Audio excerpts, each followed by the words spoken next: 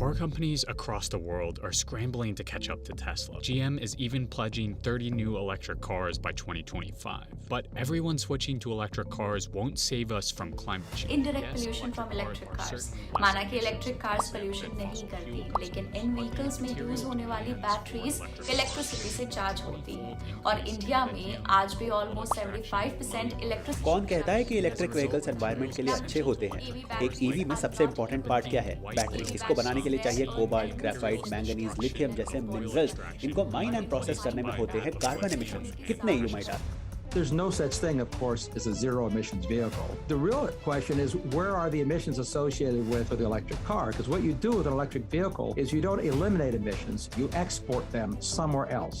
Since modern electric vehicles took to the road in the early 2000s, several critics have questioned the clean label attached to them. The pollution produced with the manufacturing process of batteries is one of the factors that challenge. Are electric cars actually good for the environment? While they may not emit greenhouse gases while driving, electric cars still cause emissions during manufacturing and in producing electricity. Manufacturing an electric vehicle generates around 30 to 40% higher emissions than manufacturing.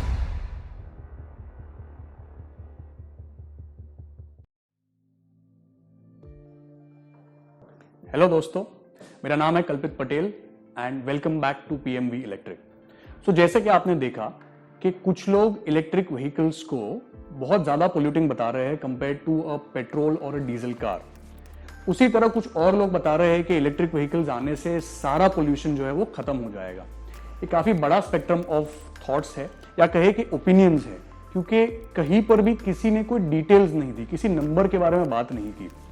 And वो कहते हैं ना कि the devil is in the details. So आज के इस episode में हम आपको इस मिस्ट्री को सॉल्व करेंगे विद नंबर्स।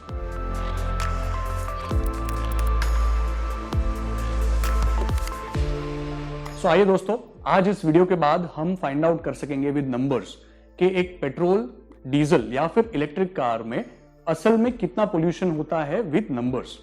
सो दोस्तों, let's find out, are electric vehicles green और नॉट। तो आइए हम डिटेल्स में समझते हैं कि पोल्यूशन के सोर्सेज एक पेट्रोल या डीजल कार में कौन से होते हैं। तो पहला तो होता है कि कार जो होती है उसके मैन्युफैक्चरिंग में जो कार्बन एमिशन होते हैं वो। दूसरा कि कार को चलाने के लिए ये जो फ्यूल लगता है, या पेट्रोल हो या डीजल हो, उसके कंबशन में जो कार्बन एमिशंस होते हैं। और एक इलेक्ट्रिक कार में सेम कार की खुद की मैन्युफैक्चरिंग के कार्बन एमिशंस, और उसके सिवाय बैटरी पैक के लिए जो अलग से कार्बन एमिशंस होते हैं उसके मैन्युफैक्चरिंग में, वो सेकंड एस्पेक्ट होता है। और थर्ड एस्पेक्ट होता है कि इलेक्ट्रिसिटी जो यूज होती है गाड़ी इलेक्ट्रिक कार को चलाने के लिए, उसको जनरेट करने में जो कार्बन एमिशंस होते हैं वो। अब अगर आप एक नॉर्मल एवरेज साइज कार को देखें तो लगभग जो कार मैन्युफैक्चरिंग के जो कार्बन एमिशंस होते हैं वो दोनों में मोटा मोटी सेम होंगे, तो हम उसको करंटली इग्नोर कर सकते हैं। और जो डिफरेंसेस है उसी के बारे में हम सिर्फ बात करेंगे आज फॉर इजियर कैलकुलेशन। सो अगर आप एक पेट्रोल या डीजल कार के बारे में देखें तो एक बेसिक सी चीज है कि 1 लीटर ऑफ पेट्रोल या डीजल जब कंबशन होता है या जलता है या यूज होता है, तो उसमें से ऑन एन एवरेज 2.4 से लेकर के 2.6 किलोग्राम्स ऑफ कार्बन एमिशंस होता है। तो हम एक एवरेज पकड़ के चलते हैं कि 2.5 kg ऑफ CO2 एमिशंस होता है जब 1 लीटर ऑफ डीजल या पेट्रोल जलता है। और 1 लीटर पेट्रोल में टिपिकली आपको एक 10 से 15 की माइलेज मिल जाएगी, 10 से 15 किलोमीटर पर लीटर। तो फॉर इजियर कैलकुलेशन हम 12.5 पकड़ के चलते हैं। तो इससे हम एक ये फिगर आउट कर सकते हैं कि 1 किलोमीटर चलने में on an average 200 grams of CO2 emissions होता है। अब वैसा ही कैलकुलेशन हम एक इलेक्ट्रिक कार के लिए करते हैं। तो डेटा फिर से यही कहता है गवर्नमेंट वेबसाइट के हिसाब से कि एक यूनिट ऑफ इलेक्ट्रिसिटी या 1 किलोवाट आवर को जनरेट करने के लिए 0.85 kg ऑफ CO2 एमिशंस होता है। अब ये इसलिए होता है क्योंकि जो हमारी ग्रिड है वो लार्जली थर्मल पावर प्लांट्स पर डिपेंड करती है, जहां पर कोल को जलाया जाता है जिससे कि इलेक्ट्रिसिटी का जनरेशन होता है।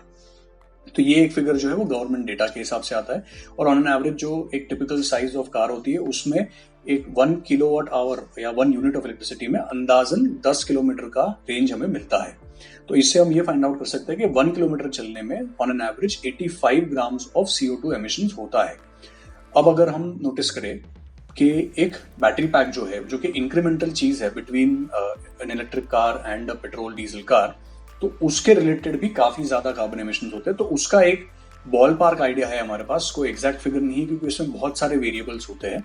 बट एक MIT के स्टडी के हिसाब से 8 टन्स ऑफ कार्बन एमिशंस, मतलब 2.4 से लेकर के 16 टन्स के हिसाब से का कार्बन एमिशंस होता है for 80 kilowatt hour battery pack. तो हम एक एवरेज बीच का रास्ता पकड़ रहे हैं कि 8 टन्स ऑफ कार्बन एमिशंस होगा for 80 kilowatt hours of battery pack, जिससे कि हमने ये फिगर डिड्यूस किया है कि 10 किलोवाट आवर की बैटरी पैक को 1000 किलोग्राम्स ऑफ CO2 एमिशन होगा। तो उसी तरीके से जो एवरेज कार की हम बात कर रहे थे, जिसका एक टिपिकल साइज होता है 30 किलोवाट आवर्स, एक नॉर्मल एवरेज सिटी कार का, तो उसके हिसाब से 3000 किलोग्राम्स ऑफ CO2 एमिशंस हुआ। अब अगर हम नोटिस करें तो इलेक्ट्रिक कार में पर किलोमीटर बेसिस पर काफी बेटर या लेसर कार्बन एमिशन होता है। तो अगर डिफरेंस हम देखें तो इलेक्ट्रिक कार्बन बेनिफिट जो है वो 1 किलोमीटर में 200 minus 85 grams equals to 115 grams. So 1 kilometre में we save 115 grams of carbon emission. लेकिन जो बैटरी पैक मैन्युफैक्चरिंग थी उसमें हमने already 3000 kilograms of carbon emission कर लिया है। तो उस एक्सेसिव कार्बन एमिशन को ब्रेक इवन करने के लिए हमें कितने किलोमीटर चलने पड़ेंगे? तो that is that figure, battery pack CO2 break even वाला फिगर। सो किलोमीटर कितने हुए? So 3000 kilograms divided by 0.115, which is almost equal to 26,000 kilometers. So इसका मतलब ये हुआ कि जो आपका एक्सेसिव बैटरी पैक मैन्युफैक्चरिंग में जो कार्बन एमिशंस हुआ है उसको सेट ऑफ करने के लिए आपकी इलेक्ट्रिक कार को compare to a normal similar size petrol car को 26,000 किलोमीटर चलने पड़ेंगे। उसके बाद से आपको जो कार्बन बेनिफिट है वो आपको नजर आना शुरू होगा। तो ऑन एन एवरेज अगर आप एक 1000 किलोमीटर पर मंथ का एक यूसेज देखें तो आपको 26 मंथ्स तक कार चलानी है, तब जाके आपकी बैटरी पैक जो है उसके एक्सेसिव कार्बन एमिशंस को हम सेट ऑफ कर पाएंगे। अब हम आपको थोड़ा सा PMV के ईजी के बारे में बताएंगे। सो ये जो फिगर्स हमने पहले कैलकुलेट किए फॉर अ स्टैंडर्ड जो इंडिया में ज्यादातर गाड़ी चल रही है इलेक्ट्रिक कार, उसके जो स्पेसिफिकेशन थे उस हिसाब से हम आपको अपने स्पेसिफिकेशंस के बारे में बताएंगे, which is for PMV easy. तो 1 किलोवाट आवर जो यूनिट है उसमें पहले भी 0.85 kg CO2 एमिशंस हमने कंसिडर किया था, लेकिन बिकॉज हमारी कार छोटी है तो जो 1 किलोवाट आवर या 1 यूनिट है उसमें we are expecting about 16 kilometres of drive range. तो इससे जो होगा वो पर किलोमीटर का जो कार्बन एमिशन होगा वो एक्चुअली 55 ग्राम्स के आसपास का आएगा, जबकि वो same thing for a bigger car was somewhere around 85 grams. तो अगर हम PMV ईजी के कार्बन बेनिफिट की बात करें तो 1 किलोमीटर में 200 minus 55 equals to 145 grams of saving in a easy compare to a normal petrol car. और हमारी बैटरी पैक की जो साइज है वो भी 10 किलोवाट आवर्स के आसपास की होगी, तो which translates to about by the same calculation जो हमने पहले किया था about 1000 kilograms of CO2 from the battery pack manufacturing for the EV. तो इससे हमें कैलकुलेट कर सकते हैं दैट बैटरी पैक के जो मैन्युफैक्चरिंग है उसमें जो एक्सेसिव CO2 एमिशंस होते हैं उसको ब्रेक इवन करने के लिए हमें कितने किलोमीटर चलने पड़ेंगे। So that figure is 1000 divided by 145 जो कि कार्बन बेनिफिट है, which is almost about 7000 odd kilometres. तो आप देख सकते हैं कि एक regular size full size electric car जो होती है उसके साथ में अगर हम कंपेयर करें तो किस तरीके से इजी विल बी बेटर। सो अगर हम पहले वाला याद रखें तो 1000 किलोमीटर की अगर आपकी एवरेज रनिंग थी तो आपको अप्रोक्सीमेटली 26 मंथ्स चलाना पड़ेगा फॉर CO2 ब्रेक इवन, जबकि for easy it will be only about 7 months. So very fast you can actually be carbon positive and carbon emissions आपके कम हो जाएंगे। अब ये लास्ट में आपको एक स्नैपशॉट दे रहे हैं हम कि किस तरीके से एक रेगुलर इलेक्ट्रिक कार के साथ में और एक रेगुलर पेट्रोल कार के साथ में हमारी कार कंपेयर करेगी। तो CO2 पर किलोमीटर जो हमने पहले देखा कि पेट्रोल कार में 200 ग्राम्स पर किलोमीटर होगा, एवरेज इलेक्ट्रिक कार में मिड साइज में अबाउट 85 ग्राम्स होगा और हमारी ईजी में अबाउट 55 ग्राम्स होगा, which is very very less, almost 60-70% lesser than a petrol car and about 30-40 odd % lesser than a full sized car. Kilometers to break even, average car में about 26,000 kilometers चलाने होंगे और easy में सिर्फ 7,000 kilometers में we can do a break even, and years to break में on an average 2.5 years आपको चलाने होंगे at an average of 1,000 kilometers per month, जबकि easy में सिर्फ 7 months में आपका CO2 ब्रेक इवन हो जाएगा। एंड टिपिकली अगर आप देखिए यूज केस क्या है तो पेट्रोल कार जो होती है उसका ऑब्वियसली कोई लिमिटेशन नहीं होता, you can drive it for intra city and intercity, लेकिन जो इलेक्ट्रिक कार है उसका एक लिमिटेशन होता ही है कि आप उसके रेंज से लिमिटेड हो। तो रेगुलर इलेक्ट्रिक कार में भी आपको at 30 kilowatt hours battery pack में लिमिटेड टू सिटी वाला ही एप्लीकेशन मिलेगा, तो वहां पर भी ये इंट्रा सिटी ही है।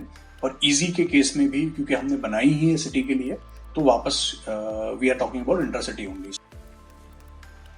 आशा करता हूं ये वीडियो आपको यूजफुल लगा होगा और अब आप खुद ही फाइंड आउट कर सकते हैं कि इलेक्ट्रिक कार आपके एप्लीकेशन के लिए ग्रीन है या नहीं। तो अगर आप एक लॉन्ग रेंज इलेक्ट्रिक एसयूवी लेने का सोच रहे हैं और आपका यूज केस जो है वो with in city and shorter distances वाला है, तो डेफिनेटली वो ग्रीन नहीं है। और अगर आप एक एवरीडे यूज केस के लिए एवरीडे कार ईजी के बारे में सोच रहे हैं, तो डेफिनेटली आपका कार इलेक्ट्रिक कार जो होगा वो ग्रीन होगा। अब आप कह सकते हैं कि वॉकिंग एंड साइकिलिंग और भी ज्यादा ग्रीन होगी, ऑब्वियसली होगी, बट हम जो कंपैरिजन कर रहे हैं वो एक कार के साथ कर रहे हैं। अब इसी के साथ मैं आपसे विदा लेता हूं इस एपिसोड में, और अगले एपिसोड में हम आपको बताएंगे कि ईजी की प्राइसिंग किस तरीके से होगी और अप्रोक्सीमेटली क्या रेंज में आएगी। आशा करते हैं हम आपको अगले एपिसोड में जरूर मिलेंगे। Thank you.